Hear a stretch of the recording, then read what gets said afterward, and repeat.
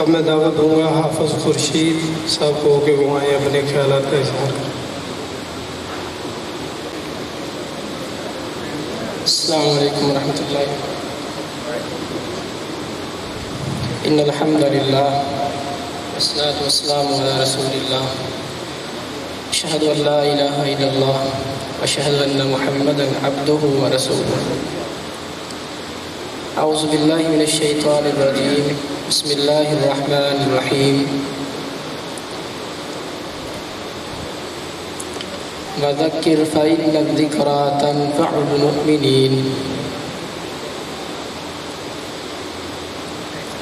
اللہ رب العزت کی مہربانی اور اس کی توفیق سے ہم آج اس جگہ دوبارہ اکٹھے ہوئے ہیں جہاں سے ہم نے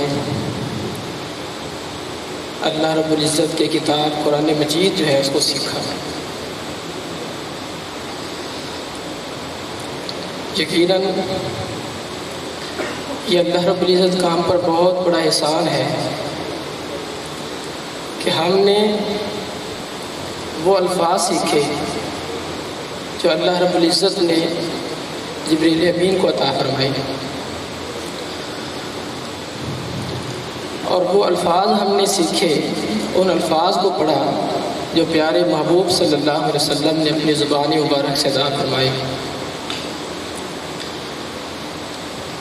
یقیناً ایک بہت بڑی سعادت کی بات ہے جس آدمی کو اللہ رب العزت اپنی کتاب کا علم عطا فرما دے۔ اس موقع پر ایک بات آپ کے سامنے عرض کرنا چاہتا ہوں، اور وہ یہ ہے اپنے آپ کو قرآن کے ساتھ جوڑ دیں، اپنے آپ کو قرآن کے ساتھ جوڑ دیں۔ اس بات کو یاد رکھنا، یہ قرآن آپ کو کبھی نیچے نہیں ہونے دے گا۔ اس کی گارنٹی پیارے محبوب نے دی ہے، یرفع اللہ بہذا الکتاب اقواما ویضع بہ آخرین۔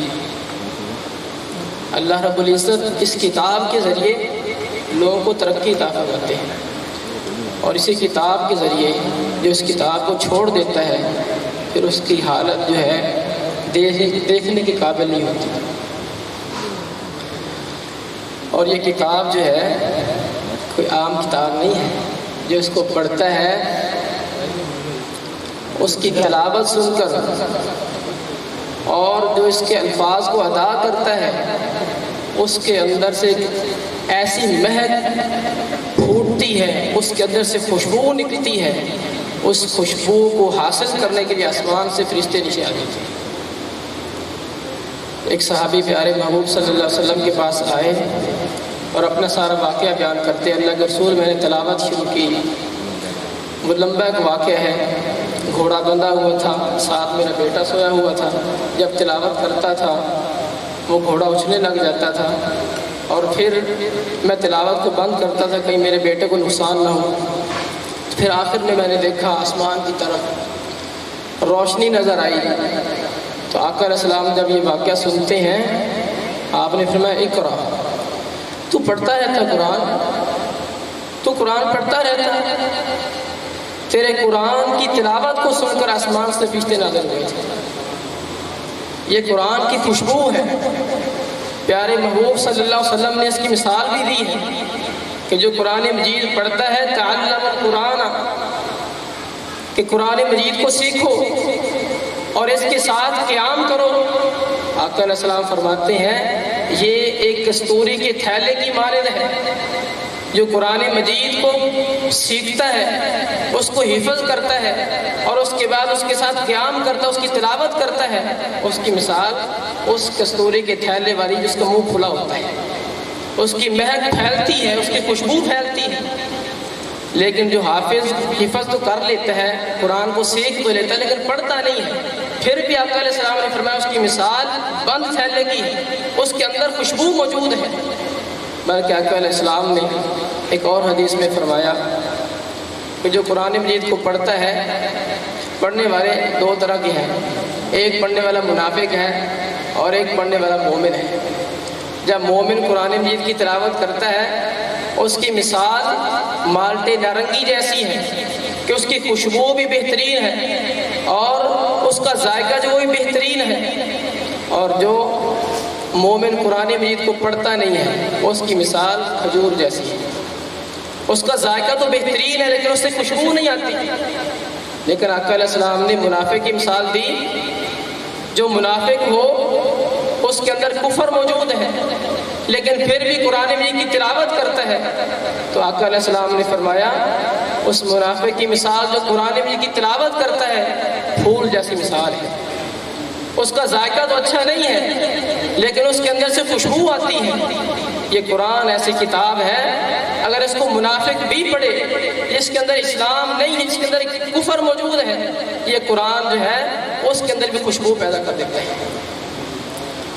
اس لیے اپنے آپ کو قرآن کے ساتھ جوڑ لیجیے، یہ قرآن آپ کو نیچے کبھی نہیں ہونے دے گا، یہ قرآن آپ کو بلندیوں تک پہنچا دے گا، یہ قرآن آپ کو عزت عطا فرمائے گا۔ اور یہ بات یاد رکھیں، جو قرآن مجید کو پڑھنے والے ہیں اللہ رب العالمین کا کبھی ساتھ نہیں چھوڑتے۔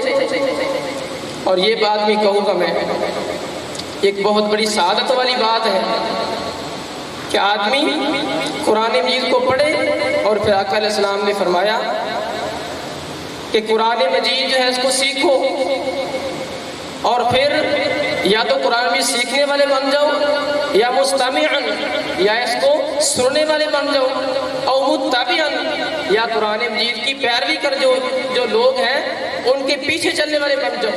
ایک حدیث میں آتا ہے جو قرآن مجید پڑھتے ہیں تم ان کے ساتھ مدد کرنے والے بن جاؤ۔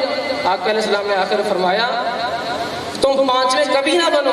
اس کا مطلب یہ ہے یا قرآن سیکھو، یا پھر قرآن مجید سنو، یا پھر جو قرآن مجید کو سیکھنے والے ہیں ان کی مدد کرو۔ آج میں مبارک دیتا ہوں ہمارے اس ادارے کے جو ناظم ہیں، اس ادارے کے جو چلانے والے ہیں، ہمارے بہت ہی محترم ڈاکٹر سرفراز صاحب حافظہ اللہ تعالی۔ یہ بات میں آپ کے سامنے کرنا چاہتا ہوں، جو قرآن مجید کو سیکھتا ہے اور ایک وہ آدمی جو سیکھنے والوں کے ساتھ تعاون کرتا ہے۔ آقا علیہ السلام من دل علی خیر فلہ اجر مثل فاعلہ، جتنے لوگ قرآن مجید کی تلاوت کرتے ہیں، پڑھتے ہیں، اس پر عمل کرتے ہیں، اور جو ان کی رہنمائی کرتا ہے اللہ رب العزت اس کو بھی اتنا اجر عطا فرماتا ہے۔ یہ ڈاکٹر صاحب کو مبارک ہو، یہ ایک بہترین تجارت انہوں نے کی ہے، ایک بہترین سودا اللہ کے ساتھ کر لیا ہے کہ جو قرآن مجید کی تلاوت کرنے والے ہیں ان کے ساتھ تعاون جو ہے وہ کرتے ہیں۔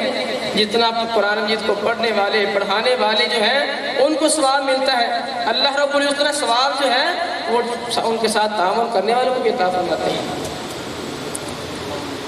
اور مجھے کہا گیا ہمارے بہترین مشفق مربی ہمارے محسن کہ میرا نام نہ لینا، میں کوشش کرتا ہوں ان کا نام نہ لیا جائے، لیکن کیا ان کا نام نہ لے کر میں یہ اپنا حق ادا کر سکتا ہوں جنہوں نے مجھے قرآن مجید کا شروع سے پڑھنا سکھایا اور پھر اس کے بعد مجھے اس راستے پر چلایا؟ یقین جانیے جتنا کچھ بھی ہم حاصل کر لیں وہ سارے کا سارا جو ہے پیارے محبوب کی حدیث کے مطابق جو آدمی اللہ تعالیٰ ہمارے مشفق مربی محسن ہمارے اساتذہ جو ہیں ان کو صحت ایمان والی زندگی عطا فرمائے۔ یہ قرآن مجید یہ تعلیم ایسی ہے اگر وہ دنیا سے چلے بھی جائیں تو یہ سلسلہ پھر ہی منقطع نہیں ہوتا۔ تین جو عمل ہے یا تین طرح کے جو ہے ثواب جو ہے آدمی کو دنیا سے جانے کے بعد ہی ملتا ہے، ان میں سے ایک یہ بھی ہے جو کسی کو پڑھا کر جاتا ہے، اور جب تک پڑھنے پڑھانے والے لوگ موجود ہوں گے اور وہ پڑھتے پڑھاتے رہیں گے اتنا ثواب جو ہے وہ سکھانے والے کو شروع کرنے والے کو ملتا رہے گا۔ ساتھیوں میری بات کا خلاصہ یہ ہے، یہ قرآن مجید ایسی چیز ہے جس کو اللہ رب نے ذکر کہا ہے۔ یہ میری آخری بات ہے، اس کو زور سے توجہ سماعت فرمایا۔ آقا علیہ السلام نے فرمایا کہ جہاں کئی لوگ اس ذکر کو پڑھتے ہیں، ذکر کرتے ہیں، وہاں ارد گرد فرشتے اکٹھے ہو جاتے ہیں۔ اور پھر جب وہ مجلس ختم ہوتی ہے یہ فرشتے اللہ رب العزت کے پاس جاتے ہیں اور اللہ تعالیٰ ان سے پوچھتے ہیں، حدیث میں آتا ہے اللہ تعالیٰ کو پہلے ہی پتہ ہے، اللہ رب العزت پھر پوچھتے ہیں یہ بندے کیا چاہتے تھے، کیا کر رہے تھے؟ یا اللہ تیرا ذکر کر رہے تھے، یہ چاہتے کیا ہیں؟ یا اللہ جنت چاہتے ہیں، جہنم سے نجات چاہتے ہیں، تیری محبت چاہتے ہیں۔ اللہ تعالیٰ فرماتے ہیں تم گواہ ہو جاؤ میں نے ان سارے بندوں کو معاف کر دیا ہے اور ان کو جنت عطا کر دی ہے۔ وہ فرشتے کہتے ہیں اللہ ان کے ساتھ ایک اور آدمی آ کر بیٹھ گیا تھا۔ حدیث کے الفاظ ہیں یا اللہ ان کے ساتھ ایک اور آدمی آ کر بیٹھ گیا تھا، وہ قرآن پڑھنے نہیں آیا تھا، وہ ذکر کرنے نہیں آیا تھا، وہ تو ویسے اپنے کام آ گیا تھا۔ اللہ رب العزت فرماتے ہیں یہ مجلس ایسی مجلس ہے جو ان کے ساتھ ویسے آ کر بیٹھ جائے میں اس کو ہی معاف کر دیتا ہوں۔ اس لیے ہمارے اساتذہ جو ہیں ان کے ہم پر بہت زیادہ احسانات ہیں، وہ ہمیں چلانے والے ہیں، ہم ان کے لیے دعا کرتے ہیں کہ یا اللہ ان کی زندگی کے اندر برکتیں عطا فرما دے اور ان کو ہمیشہ دنیا اور آخرت کی خوشیاں عطا فرما دینا اور ان کو دنیا اور آخرت میں ہمیشہ کامیابیاں عطا فرما دینا۔ اور آخر میں ہمارے جو ڈاکٹر صاحب ہیں سرفراز صاحب حافظہ اللہ تعالیٰ ان کے لیے دعا کرتا ہوں اللہ تعالیٰ ان کو صحت ایمان والی زندگی عطا فرمائے۔ مجھے ڈاکٹر صاحب کی ایک بات اکثر میں وہ مثال بھی دیا کرتا ہوں اپنی پروگرام یا گفتگو میں کہ میں کھڑا تھا ایک دن، میں خادم تھا مسجد کا، تو ڈاکٹر صاحب سے ایک اور آدمی گفتگو کر رہے تھے، کہنے لگے ڈاکٹر صاحب آپ کو داڑھی بڑی خوبصورت لگتی ہے۔ پہلے ڈاکٹر صاحب کی داڑھی نہیں تھی، تو ڈاکٹر صاحب فرمانے لگے اب خوبصورت لگے نہ لگے جب اللہ کے رسول کا حکم ہے تو پھر ماننا تو پڑتا ہی ہے۔ یہ ایک بہت بڑی بات ہے جنہوں نے ہمیں، اور اکثر جو ہے جب میں بات کرتا ہوں تو یہ مثال دیتا ہوں کہ ہمیں یہ نہیں دیکھنا چاہیے کہ مجھے کون سی بات اچھی لگتی ہے کون سی بات اچھی نہیں لگتی، بس ہمیں چاہیے کہ ہم اللہ اور اس کے رسول کا حکم جو ہے اس کو مانتے ہوئے سب کچھ کریں۔ اللہ سے دعا اللہ تعالیٰ جو بات کی ہے اس پر ہمیں عمل کرنے کی توفیق عطا فرمائے۔ السلام علیکم و رحمۃ اللہ۔